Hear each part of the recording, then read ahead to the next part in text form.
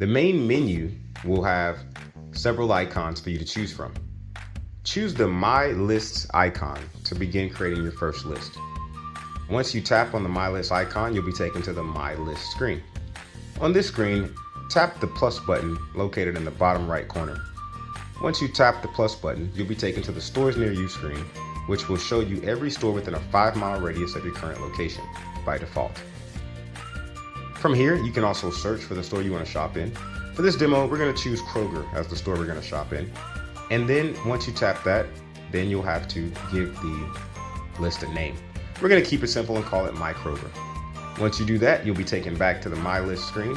From this screen, you can actually customize the screen by adding the store logo. If you tap on the Add Store logo, then you'll see a variety of store logos to choose from.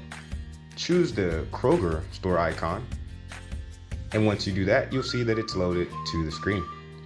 Tap the arrows to begin creating your shopping list. Once you do that, you'll be taken to the Speed Shopping List screen, and from here you can begin adding your list items.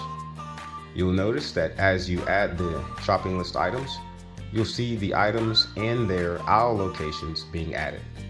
The aisle locations are gonna, by default, add sequentially based on the location. So you'll see the lower number aisles being added at the top, followed by the higher number aisles.